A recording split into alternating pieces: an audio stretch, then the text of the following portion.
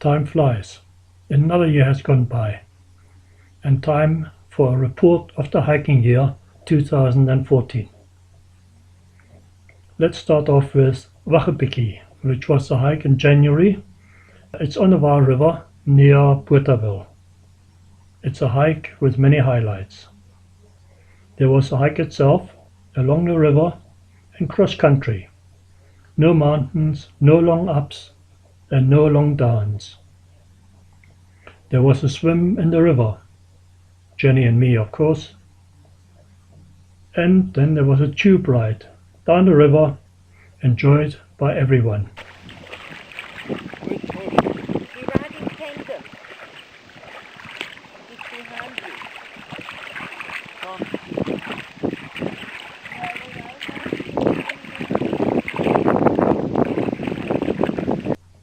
And then of course there was a snake, identified as a Cape Cobra, about 1.5 meters long, lazing around the river bank, not really bothered by our presence. In the evening we had a fire making presentation by Ellen and Jörg. How to use some primitive methods to start a fire, something they learned at a survival course. And lastly there is the house, dating back to the early 20th century, decorated in that style, and lots of paraphernalia from those early days. Grandskloof is a hike near Carolina and was done in February. The start was not too easy, because we had to navigate on a not so good road over the veld.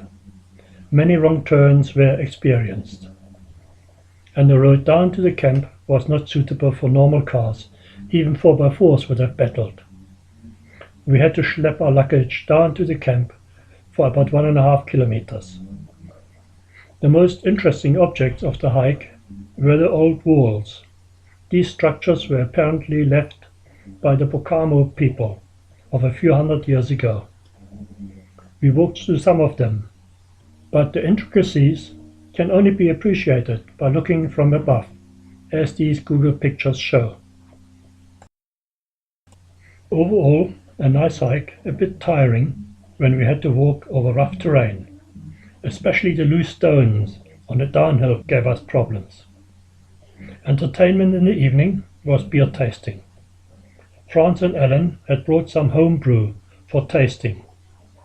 Franz was thinking of returning the remaining bottles back to the bottle store he got them from.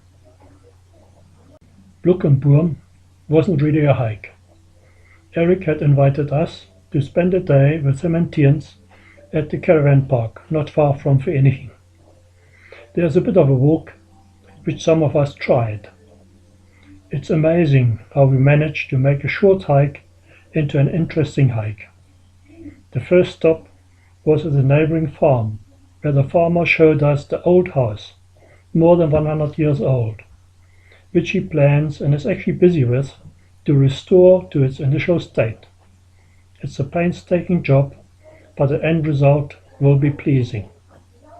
Other things of interest: an old Volkswagen Beetle, I would love to restore that. Another old car of indeterminate vintage, and an old farm graveyard. Certainly a hike worth its while.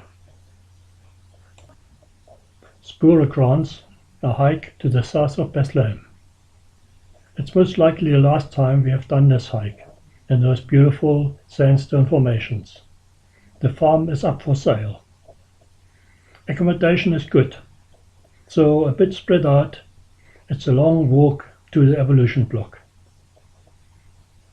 We got lost right at the beginning and had to make our way through a field of blackjacks. The accompanying dog didn't help. She followed us rather than us following her. At the short ladder we had to lift her over the obstacle. But what a lovely dog.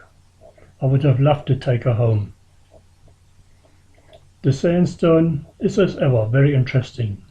See these Hexenkessels or cauldrons. When it got to the afternoon, there was a split in the party. Franz wanted to carry on and was joined by Waynand and Robert, whilst I took Jenny and Judith on a shortcut straight down the mountain. At the end, we all arrived back at camp at the same time. The next day, some of us were back on the hike.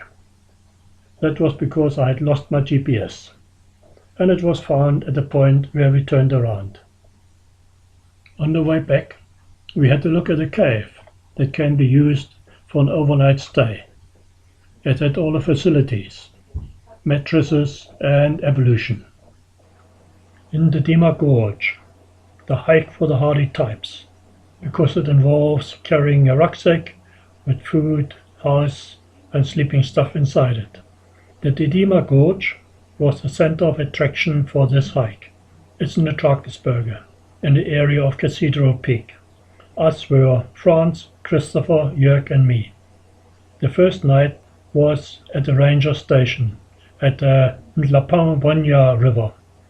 To get there was easy. The main obstacle was the high grass. The station is a ruin nowadays, but we made it livable by clearing some of the rubble and vegetation. Fighting the grass again, we made it to the river, crossing it at the usual place, to the bottom of the Dima Gorge. Poacher's Cave was what we aimed at for the night. Further up the mountain, we had to go past a lovely river where the water flows over an exposed sandstone bed at the interface between sandstone and basalt. On the way up Phillips Folly, I was allowed to pass some of my loads onto my son's. We should have given it to Franz, because he got to the top 45 minutes before us. Phillips Folly is a steep uphill covering 450 altitude meters. Camped out on a shoulder on the way to Mike's Pass. Had a pleasant night, and last day the long road downhill along Mike's Pass. Pullen Farm. Not a hike as such. It's a farm near Nelspruit that is owned by Wits University. It was an invite from the other group. Oliver, from the other group, had arrived the day before and had set up a hiking route of about 7 kilometers. This wasn't bad at all. It had its adventurous moments when we couldn't figure out how to cross over to another road. The bush is dense around here. Oliver kept us entertained with the knowledge of trees along the way. The evenings were filled with the usual braais, a slideshow and a film. I had brought my projector along. A bald hill, which is granite, had attracted my attention the day before, and it was decided that we need to get to the top of it. There's actually a bit of a pass to the top. Very rough. Even rougher was the pass down via a different route. Some trailblazing was required here. Magaliesberg hike. I have no specific name for this hike. It starts on the north side of the berg, not far from the dam. Judith has a cousin who owns a piece of land there, which gives us access. It was a combined hike of us and the other group. A very social hike with lots of talking. Most of us made it to the top to enjoy the vista, over to the Hartebierspoort Dam, to Brits and over to Rustenburg. A few interesting things. A succulent plant with yellow flowers, Euphorbia shinzii, and a strong dry riverbed high up on a mountain, a remnant of the times when the river ran across the mountain through what now is referred to as a wind gap. Lastly, not to forget, the visiting white-backed vulture. Shelter Rock in the Magaliesberge, a day hike. I wasn't on that hike and can thus not comment very much. I believe it was a nice hike. This, so I'm told, is a gun position from the Boer War.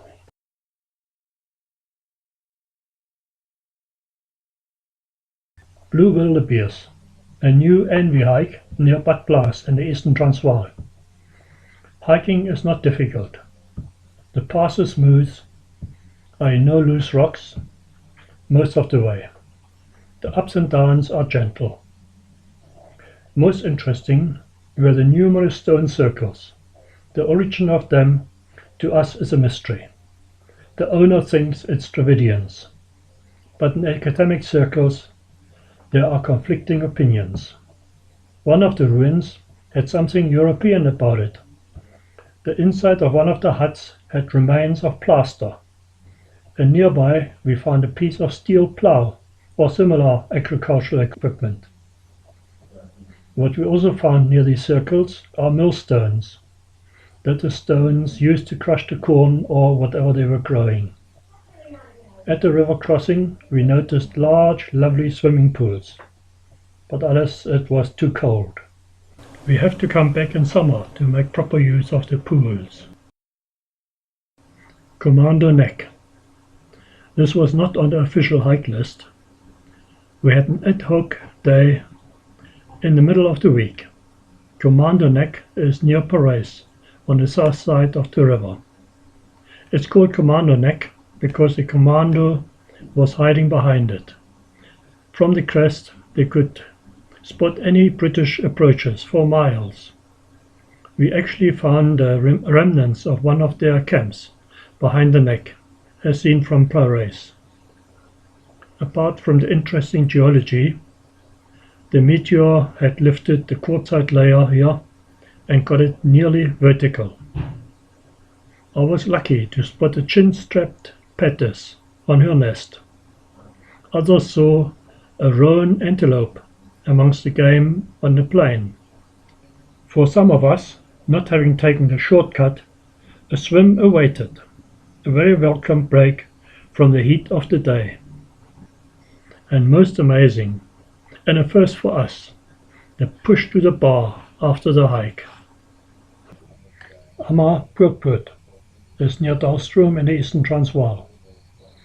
It was the last hike of the year. 10 of us attended. The mark of this hike are the rolling hills of grassland, very pleasant hiking country. The hiking started with some of us shooting off in the wrong direction, oblivious to our calls to come back, but all is well that ends well. Jörg chased after them and brought them back into line. Here they are seen coming over the horizon to join us. A number of ruins drew my attention. At one of them I spent a bit more time because I figured that this was a Voortrekker house. It had a stoep and a few straight walls.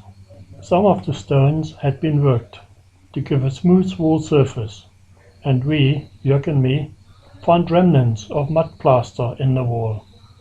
Another old wall near the top of the hike looked more like a fortification, possibly a place where livestock could be kept and easily defended. This was Sekhukhune War country in 1876-78. Pleasant walk, in total 13 kilometers. The main attraction was the waterfall. A number of flowers of the type Hemathus humilis had the photographers in action. This flower comes in shades from white to red. Here we had a somewhat pink version. In the evening we had kite flying. This area must be ideal for it. Fairly high at around 1900 meters, the wind blows most of the time. There wasn't much enthusiasm on Sunday morning for another hike, but Frans and Jörg insisted. So the three of us, an all-male team, set off following the red trail. Problem: the farmer had erected a game fence in our path. Not a big problem. Over the years we have acquired some skills in fence climbing. The aim was to get down to the big waterfall and to approach it from below through what is called the Groot Gat on the map. There's a lovely pool at the exit from the gorge. The water was not warm, but it had to be done. In fact, the water was 16.3 degrees. Very refreshing. Climbing over some rocks, we made it to the bottom of the fall, and me also to the top of the fall. That was it. A very enjoyable hike and pleasant company.